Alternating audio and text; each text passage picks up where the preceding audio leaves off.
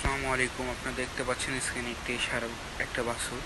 তো এই বাচ্চাটা আমি সকালে আমাদের ফার্মে যে কাজ করে উনি বলতেছে যে দাঁড়া হতে পারছে না। তো এসে দেখলাম যে বাচ্চাটা জ্বর হচ্ছে, প্রচণ্ড জ্বর। ও জ্বরে কাতরাচ্ছে, মাথা ফালাই দিছে। তারপর পুরো বডি দেখেন কিভাবে করে আছে।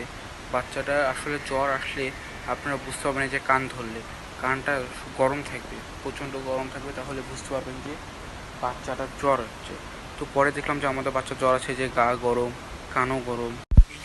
এই সিমটমগুলো দেখা গেলে বুঝতে যাচ্ছে যে বাচ্চাটির জ্বর হচ্ছে। তো আমরা আলহামদুলিল্লাহ, যেহেতু অভিজ্ঞ খামারি, আমরা তারপরেও থার্মোমিটার দিয়ে মেপেছিলাম জ্বর। জ্বর ছিল 103। তো গরুর স্বাভাবিক তাপমাত্রা 102 পর্যন্ত, 103 পর্যন্ত জ্বর ছিল। তো বাচ্চাটা এই জ্বরেই খুবই ছিল। সে মাথা ফালাই দিছে।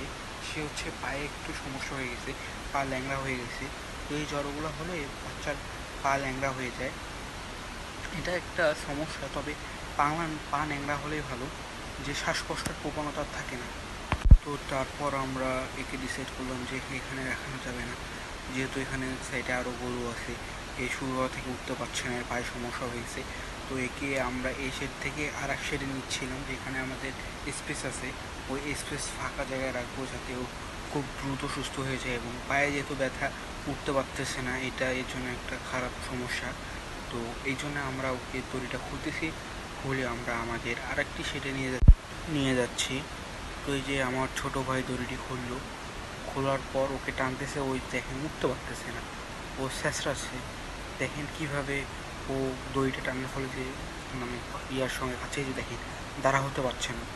দাঁড়া না হওয়ার দাঁড়া না হওয়ার কারণ হচ্ছে সে তার জ্বর হচ্ছে, এবং এই জ্বর আসলে অনেক গরুর পা ন্যাংরা হয়ে যায়। তো এটা আবার 3-4 দিনের মধ্যে আবার স্বাভাবিক হয়ে যায়। তো পা ন্যাংরা হলে শ্বাসকষ্ট যেহেতু প্রবণতা থাকে না, তো আমাদের টেনশনটা অনেকটাই কম। তারপর ওকে নিয়ে যাচ্ছি ওর জায়গায়, যে ওকে ফাঁকা স্পেস দিলে ও থাকতে পারবে। এই দেখেন ও হঠাৎ পড়ে গেছে। এটা পড়ে যাওয়ার কারণ হচ্ছে ওর পায়ে যেহেতু সমস্যা, খুব বাচ্চাটা জ্বর আছে। তো গরু জ্বর আসার পর আপনারা কী করবেন সেটা নিয়ে আজকে আমরা এই ভিডিওতে বলবো। প্রথমত গরুর জ্বর আসলে তাকে সুন্দরভাবে গোসল করে দেবেন। গোসল করে তার শরীরে তাপমাত্রাটা কমে যাবে। এই মেন কারণ হচ্ছে গরুর জ্বর আসলে আপনাকে গোসল করে দিতে হবে। গোসল না করাইলে জ্বর দ্রুত কমবে না। এই জন্য আমরা একে গোসল করে দিচ্ছি, এবং গোসল করানোর ফলে জ্বরটা অনেকটাই তার নিয়ন্ত্রণে আসে, জ্বরটা কমে যায়। এবং পর্যাপ্ত পরিমাণ তার মাথায় পানি দেবেন। মাথায় পানি না দিলে দ্রুত জ্বরটা কমবে না। এবং আমরা একে চিকিৎসা অনুযায়ী প্রথমত অ্যান্টিবায়োটিক দিই, একে আর্থিভেট দিছি 10 সিসি এর বডি ওয়েট অনুযায়ী।